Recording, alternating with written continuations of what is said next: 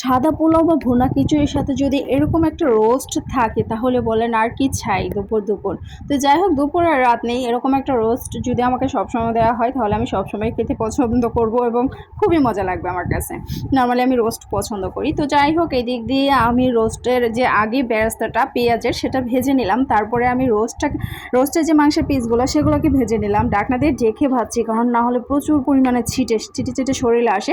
এদিক দিয়ে সমস্ত মশলাগুলো দিয়ে দিলাম একে একে। কী কী দিলাম সেটা শুধু আস্তে আস্তে মুখে মুখে বলে দিচ্ছি। তার টক দই দিলাম, বাদাম বাটা দিলাম, জিরা বাটা দিলাম, আদা বাটা দিলাম, রসুন বাটা দিলাম। তারপরে কি দিলাম, বেরেস্তা দিলাম আর কি, পেঁয়াজের বেরেস্তাটা ভেঙে গুঁড়ো করে দিয়েছি। তারপর দিয়েছি লবণ পরিমাণ মতো। তারপরে দিয়ে দিলাম রোস্টের মশলার প্যাকেট আর কি, যে যেটা পছন্দ করেন সেটা দিয়েই খাবেন আর কি। তবে আমার কাছে রাঁধুনিটা বেস্ট মনে হয়, প্যাকেটটা আর কি। তবে আমার আজকের প্যাকেটটা রাঁধুনি ছিল না, অন্য মশলার প্যাকেট ছিল, তবে ভালো লাগছে খেতে আর কি। মনে নেই, নামটা মনে নেই। তো মশলাটাকে আমি পুরোপুরিভাবে ভালোভাবে কষিয়ে নিয়েছি। কষিয়ে এখন আমি সমস্ত রোস্টগুলোকে দিয়ে দিলাম, রোস্টের পিসগুলোকে দিয়ে দিলাম আর কি, মাংসের পিস। তো এগুলোকে দিয়ে আমি ভালোভাবে মশলাটার সাথে মিশিয়ে নিলাম, নিয়ে পরিমাণ মতো পানি দিয়ে দিলাম। এখন আমি কাঁচামরিচ দিয়েছি কয়েক পিস। তো যাই হোক, এখানে আমি গুঁড়া দুধও ইউজ করেছি, যেটা স্কিপ হয়ে গেছে, অন ক্যামেরায় দিতে পারিনি, অফ ক্যামেরায় দিয়েছি আর কি, মুখে বলে দিলাম।